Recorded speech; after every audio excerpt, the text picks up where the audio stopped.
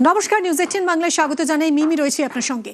খড়দায় BJP কর্মীকে মারধর, খুনের হুমকির অভিযোগ। খড়দার বিলকান্দা 2 নম্বর পঞ্চায়েতের ঘটনা। বিজেপি কর্মীকে চায়ের দোকানে চড়াও হয়ে মারধর, হুমকি, সেই ভিডিও ভাইরাল।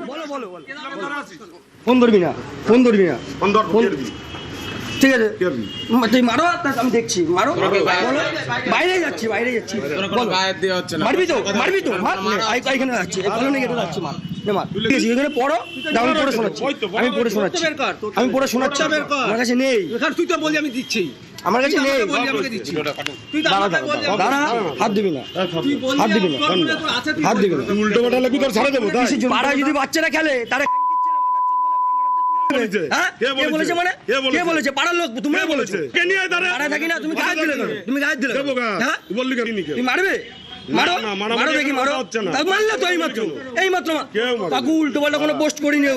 এখন তোমাদের গায়ে লাগছে, কিসের জন্য গায়ে লাগছে?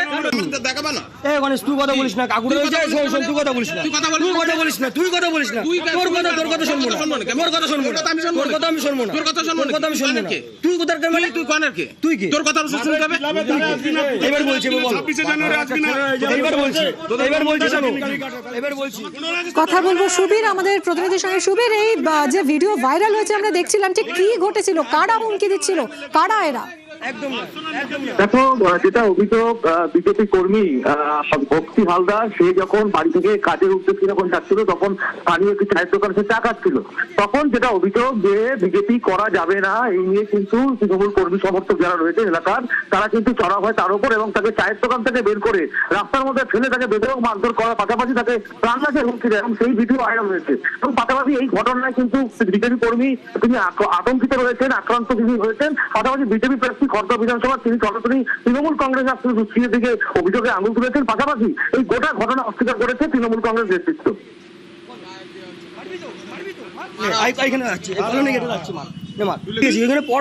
আমি পড়ে শোনাচ্ছি, আমি পড়ে শোনাচ্ছি।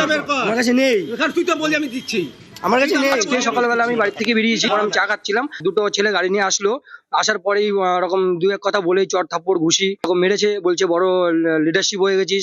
আমি আতঙ্কিত আছি, আমার ফ্যামিলির লোক, পাড়ার লোকও আমার কাছে ফোন করে শুনেছে। সাধারণ মানুষের পরে যে অত্যাচারটা করছে, সেই অত্যাচার যেন এটা না করতে পারে, তার প্রতিবাদে আমরা লড়াই করব, লড়াই করছি। ওরা অভিযোগ ছাড়াও বিভিন্ন লোকের নামে মিথ্যে মামলা করছে, 107 ধারা পুলিশ কাটছে, 110 ধারাও দিচ্ছে। তাই এটা একটা ওদের পলিসি, মিথ্যে মামলা করে মানুষকে ফাঁসানোর একটা পলিসি নিচ্ছে। খড়দা বিধানসভা কেন্দ্রের বিভিন্ন জায়গায় রাত্রি 12টার সময় ডেরা বানাচ্ছে। এখানে আমাদের প্রার্থী জিতে গেছে, শুধু ভোটের কাউন্টিং এর অপেক্ষা, ভোট দেওয়ার মানুষের অপেক্ষা। মিনাখার পুটখালি এলাকায় উত্তেজনা ছড়ায়, কারণ আইএসএফ এর পতাকা লাগাতে বাধা দেওয়ার অভিযোগ। আইএসএফ কর্মীকে মারধর করার অভিযোগ, পতাকা জলে ফেলে দেওয়ার অভিযোগ।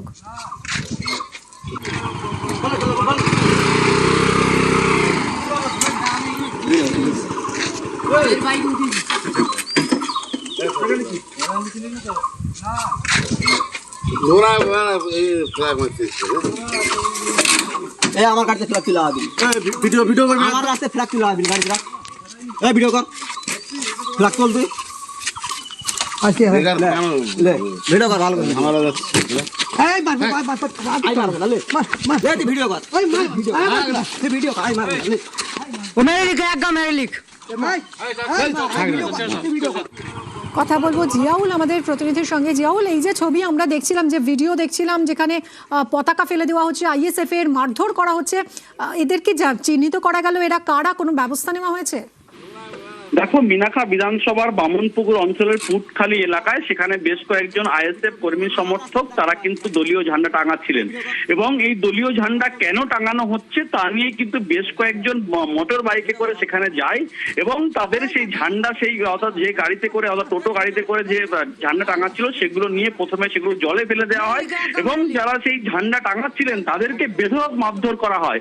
এবং এই ঘটনায় এখনো পর্যন্ত 2 থেকে 3 জন কিন্তু তারা জখম হয়েছে। কিন্তু যে যে তৃণমূল কর্মী বা তৃণমূল সেখানে মারধর করে, তারা কিন্তু কেন এলাকা শান্ত এলাকা অশান্ত করছে, আইএসএফ এর ঝান্ডা টাঙিয়ে এলাকা অশান্ত করার চেষ্টা চলছে, তার জন্যই তারা তা জানতে চেয়েছে কেন কার নির্দেশে এখানে আইএসএফ এর ঝান্ডা বা পতাকা টাঙানো হচ্ছে, এবং তা নিয়েই তর্কাতর্কি, এবং তখনই ওই তৃণমূল কর্মী সমর্থকরা আইএসএফ কর্মী সমর্থকদের উপরে বেধড়ক মারধর করে, এবং এই ঘটনা এখনো পর্যন্ত দুজন জখম হয়েছে। তারপরে পরবর্তীকালে মিনাখা থানায় কিন্তু ইতিমধ্যেই অভিযোগ দেখা হয়েছে, কিন্তু যে বা যারা এই ঘটনার সঙ্গে যুক্ত ইতিমধ্যেই কিন্তু সবটাই শাসক দল ঘটনা ঘটিয়েছে এমনটা জানাচ্ছে, কিন্তু তৃণমূল অবশ্য সমস্ত অভিযোগ অস্বীকার করেছেন যে তেমন কোনো ঘটনাই ঘটেনি, ফলে সবটাই চক্রান্ত করা হচ্ছে এমনটাও কিন্তু শাসক দলের পক্ষ থেকে অভিযোগ করা হচ্ছে। কিন্তু ছবিতে স্পষ্ট যে আইএসএফ কর্মী সমর্থকদেরকে ঝান্ডা নিয়ে জলে ফেলে দেবে এবং তাকে বেধড়ক মারধর করছে, ফলে যথেষ্ট একটা উত্তেজনা পরিবেশ তৈরি হয় মিনাখার বামনপুকুর এলাকায়।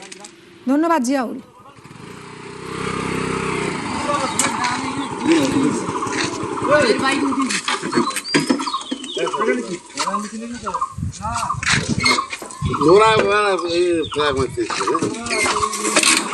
আমার কাছে ফ্ল্যাগ তুলে আবি ভিডিও ভিডিও করবি, আমার রাস্তায় ফ্ল্যাগ তুলে আবি গাড়ি ফ্ল্যাগ এই ভিডিও কর, ফ্ল্যাগ তোল তুই আজকে ভিডিও কর ভালো করে আমার এই মার মার মার আই মার বলে মার মার এই ভিডিও কর ওই মার ভিডিও এই ভিডিও আই মার ও মেরে লিখ একদম মেরে লিখ।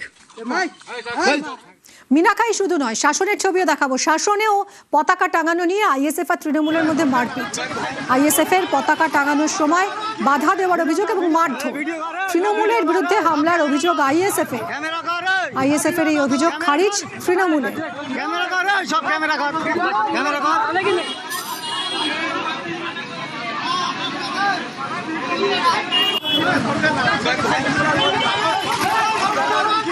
ভিডিও কর ভিডিও কর ভিডিও কর সব ভিডিও কর সব ক্যামেরা কর ক্যামেরা কর সব ভিডিও কর ক্যামেরা কর ক্যামেরা কর সব ক্যামেরা কর ক্যামেরা কর। শাসনের দেওপুকুরে আমাদের ইন্ডিয়ান সেকুলার ফ্রন্টের কর্মীরা পার্টির পতাকা লাগাচ্ছিল, সেই সময় টিএমসির দুষ্কৃতী বাহিনীরা ওখানে আসলো, এসে আমাদের ছেলেদের মারধর করা শুরু করে দিয়েছে। পতাকা লাগানোকে কি পাপ?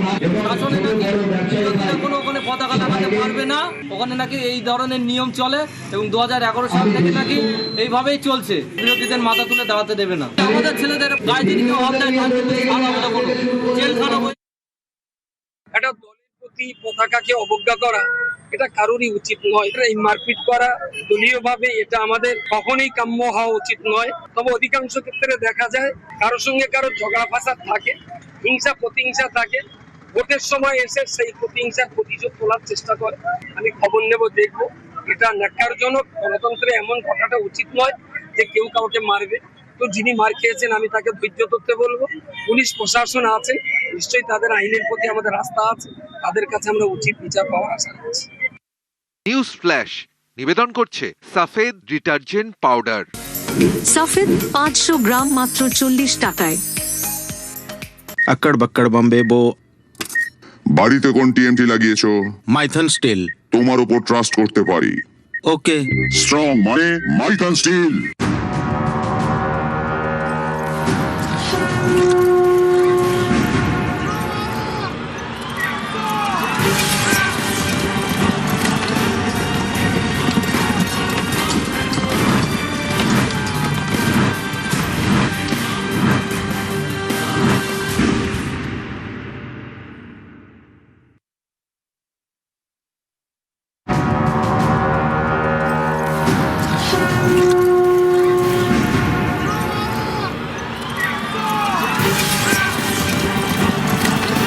তোমার বিয়ে হয়েছিল? দাদু ভাই অনেক অনেক প্রণাম জানাচ্ছি,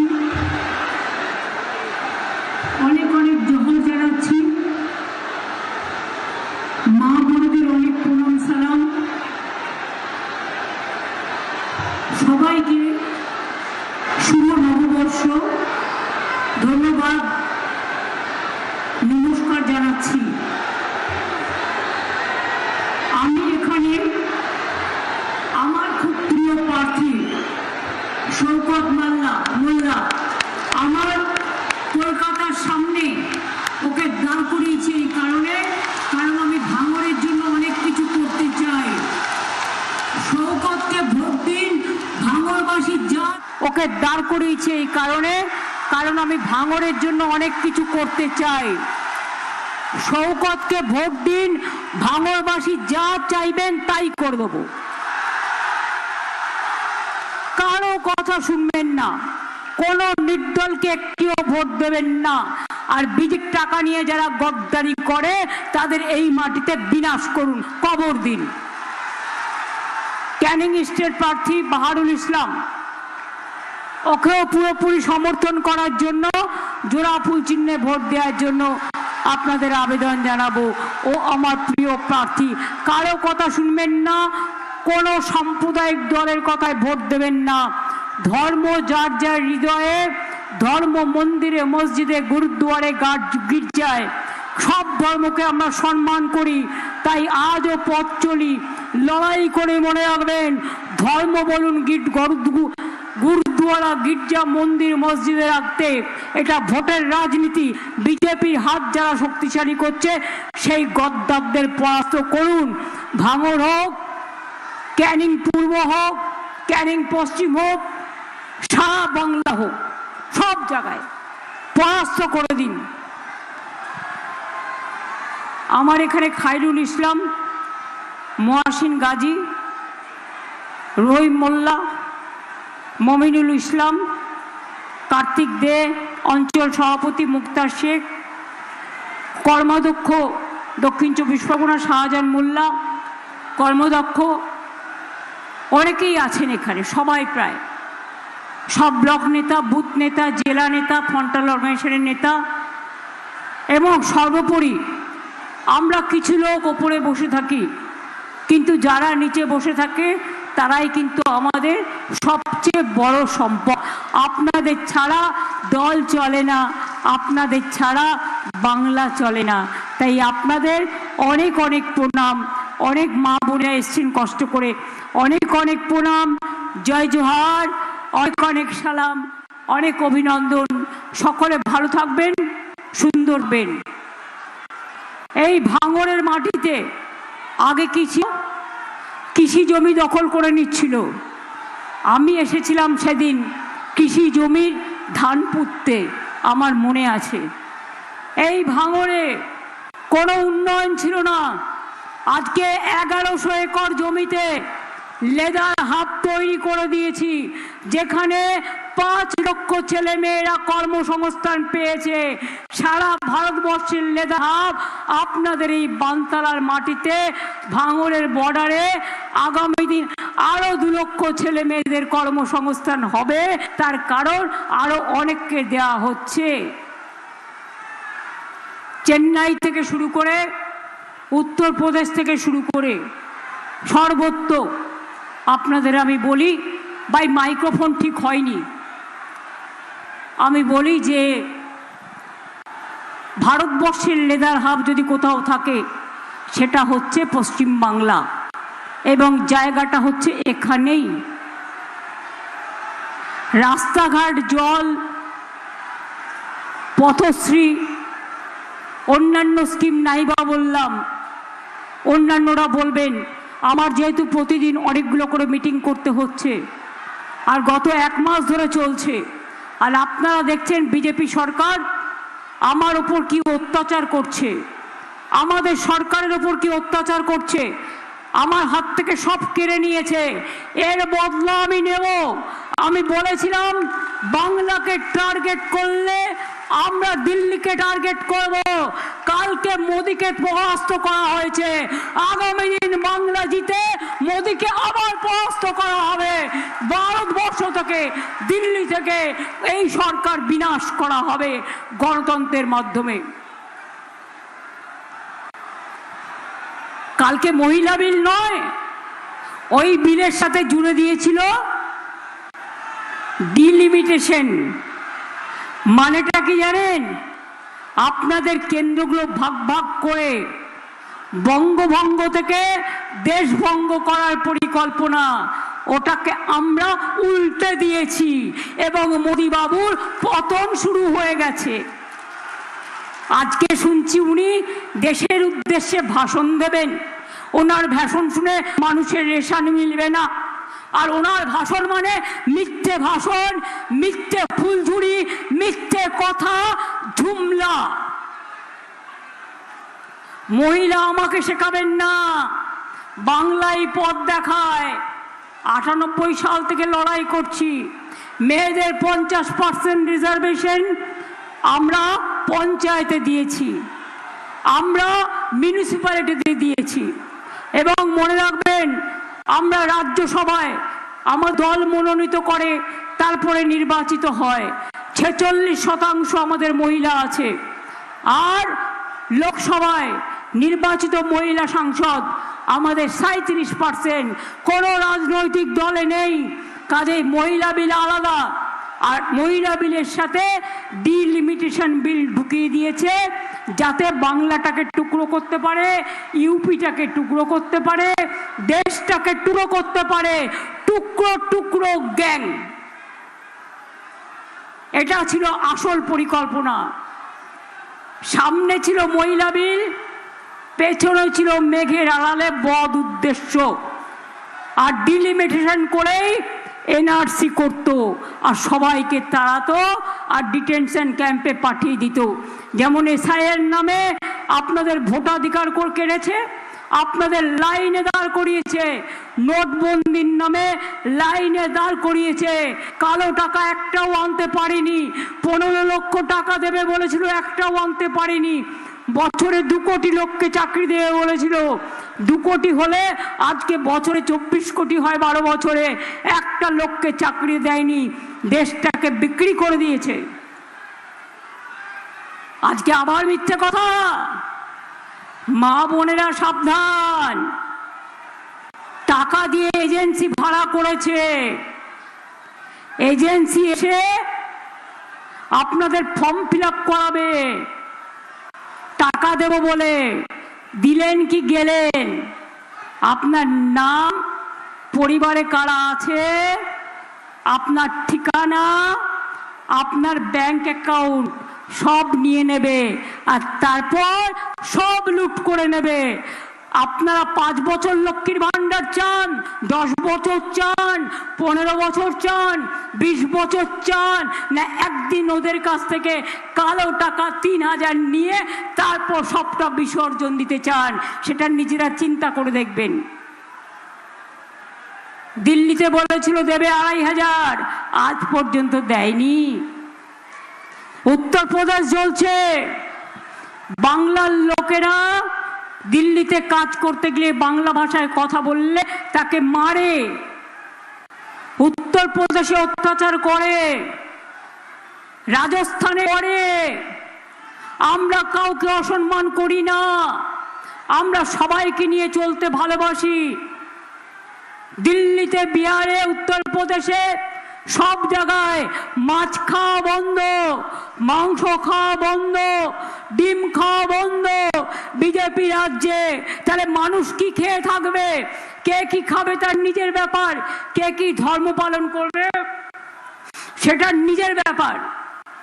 কে কি উৎসব করবে সেটা নিজের ব্যাপার। আমরা বিশ্বাস করি সর্বধর্ম সমন্বয়। আমরা বিশ্বাস করি বাংলা সম্প্রীতির মাটি, সবাইকে নিয়ে চলার মাটি, সংস্কৃতির মাটি।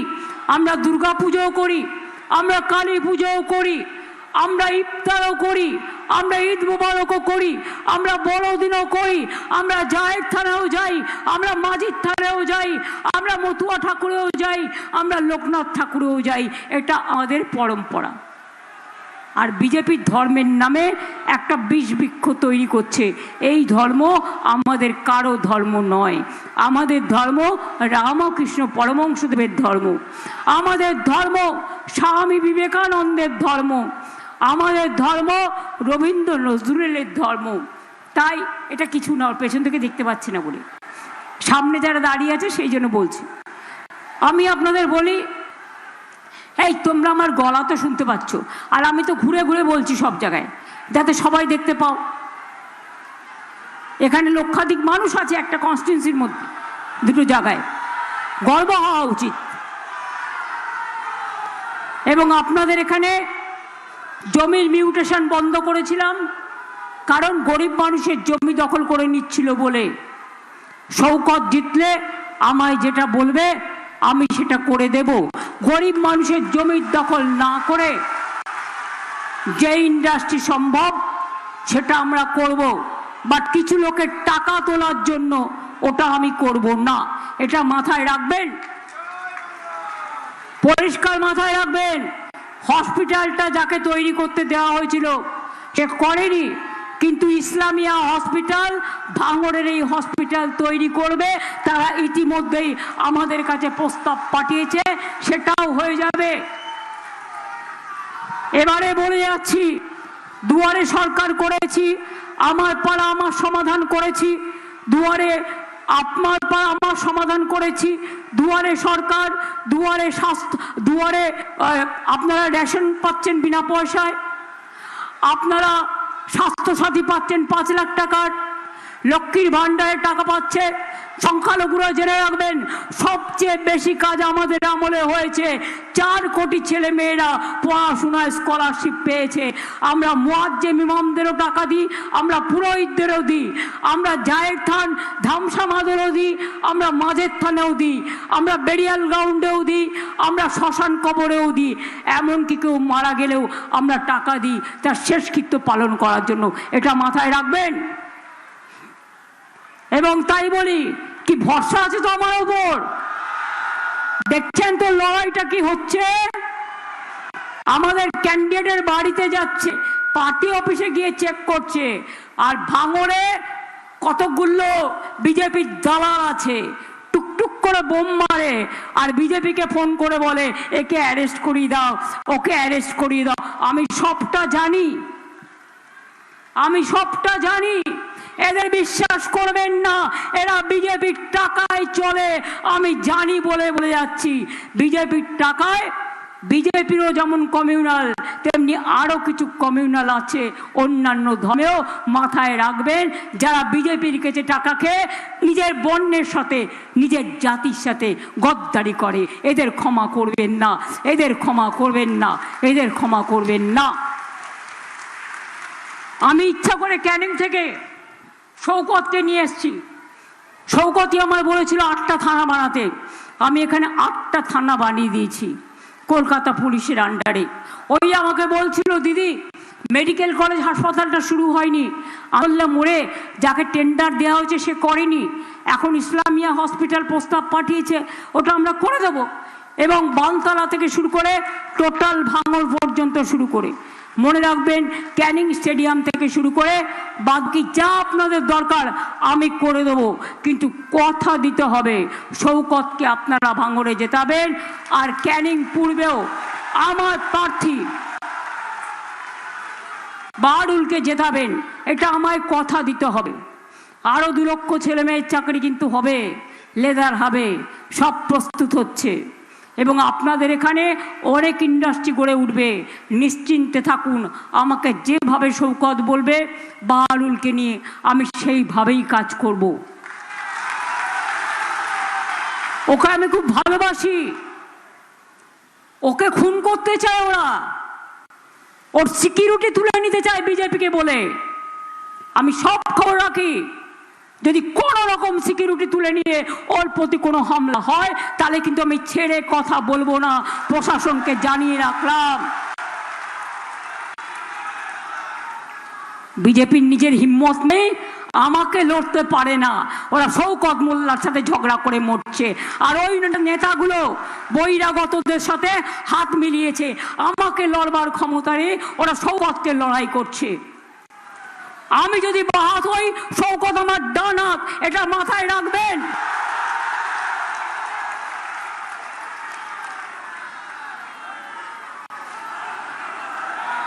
এদের উপর কোনো অত্যাচার আসলে আমি ছাড়বো না। বিজেপির নেতারা 20টা করে গাড়ি সেন্ট্রাল ফোর্স, 30টা করে গাড়ি নিয়ে আর পুলিশ নিয়ে দিল্লির ঘুরে বেড়াবে, আর শওকতদের সিকিউরিটি কেড়ে নেওয়া হবে। কারণ BJP vanish washing commission order দেবে। মনে রাখবেন, মানুষের জীবন নিয়ে খেলবেন না, মানুষের নিরাপত্তা নিয়ে খেলবেন না। আমার সিকিউরিটি তুলে নিন, যদি সেরকম হয় আমি আমার সিকিউরিটি তুলে নিয়ে আমি শওকতকে দিয়ে দেবো, যে আপনারা কি করতে পারেন। আমার সিকিউরিটির দরকার নেই, আমি এসব গুন্ডা টুন্ডাকে ভয় পাই না, আর আমাকে বোম মেরেও কিছু করা যাবে না, আর বন্দুক মেরেও কিছু করা যাবে না। জন্মেছি একদিন, মৃত্যু একদিন হবে, বাট বিজেপিকে আমি দেখে ছাড়বো, এদের আমি ছাড়বো না। সবাইকে এক করে কালকে দিল্লিতে হারিয়েছি, মনে রাখবেন। তারপরে ইলেকশন চলাকালীনও আমি এমপিদের পাঠিয়েছি, আরো 8 জন যেতে পারিনি, আরো অন্য পার্টিরও 20 জন আছে। সব মেলালে কথা হয় বিজেপি ধাপাস ধপাস, এপাস ওপাস ধাপাস। মাইনরিটি গভর্নমেন্ট দুজনের সাপোর্ট নিয়ে চালাচ্ছে, যেদিন উইথড্র করে নেবে